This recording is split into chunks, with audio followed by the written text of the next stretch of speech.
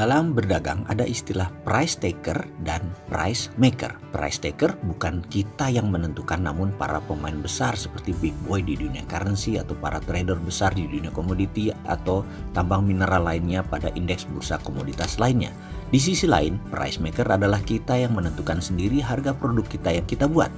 Dalam price taker, Indonesia yang memproduksi minyak saja tidak bisa menentukan harga minyak karena yang menentukan pasar atau para pemain yang lebih besar dari Indonesia. Bahkan Saudi yang menghasilkan 40% minyak dunia hanya bisa pasrah oleh pasar. Siapa itu pasar? Nanti kita akan bicara di sesi tersendiri. Yang jelas di setiap komoditas, sawit, cengkeh, teh, kopi, semua itu ada pemainnya. Pemainnya lah yang menentukan harga yang diklaim dengan nama pasar. Jadi orang awam hanya mengatakan pasar, padahal ini terencana, terdesain, terstruktur, terkendali. Ada baronnya di masing-masing komoditas, ada rajanya, dan sudah ada berlangsung ratusan tahun sistem ini terjadi. Jadi naif sekali kalau kita berbisnis kita jadi korban harga, padahal kita produsen terbesar. Misalnya di kelapa sawit atau CPO, kita produsen tapi victim sistem tak bisa menentukan harga. Kita produsen tapi jadi price taker. Begitu juga di komoditas teh, kopi bagi Indonesia. Ya, beginilah kalau negara itu tidak berdaulat. Coffee bean, biji kopi, kita menjadi price taker. Sekarang kita ilustrasikan. Misalnya 1 kilo saat ini adalah Rp100.000 per kilo. Setelah di roast jadi Rp150.000 per kilo. Dan itu harga umum. Kita hanya bisa untung 10-20% jika kita petani. Ketika digiling dan dipilah dengan mutu bagus, mutu sedang, mutu rendah, maka mulai harga berbeda. Dan ini yang menentukan sudah pabrik produsennya.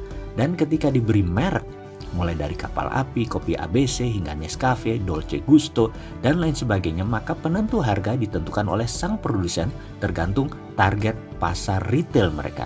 Di sini margin keuntungan bisa 20-30%.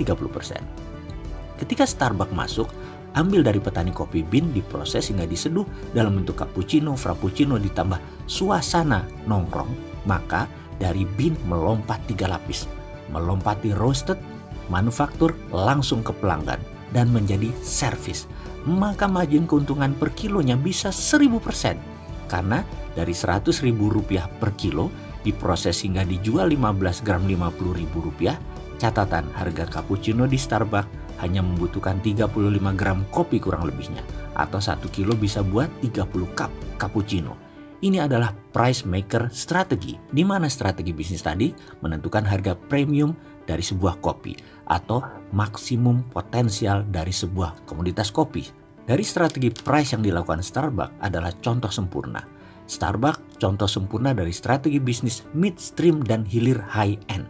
Starbucks ini sahamnya salah satu darlingnya Wall Street karena sudah naik 5.000% sejak IPO. Kita bicara lebih dalam lagi ke pelajaran harga. Bisnis kita sekarang apa? Jasa kah? Tangible produk kah? Midstream? Main di tengah kah? Downstream? Main di hulu kah? Atau main di hilir di pasar paling bawah? Menarget kelas mana? Kelas atas, kelas tengah, atau kelas bawah? Kelas A, kelas B, atau kelas C? Barang yang habis dipakai atau consumable good kah? Atau barang yang awet atau non-durable goods kah? Food dalam kemasan kah? Makanan siap saji kah? Yang jelas kita tidak bermain di pasar price taker. Kita bermain di pasar price maker. Karena kita akan menentukan strategi price-nya. Bayangkan, dari sekedar diskusi tentang pricing ternyata masih panjang ya. Karena itu saya bertanya mau kemana arah pelajaran video ini sebaiknya. Karena pelajaran tentang pricing ini adalah strategi paling penting dalam dunia retail. Kita terusin, butuh yang mana?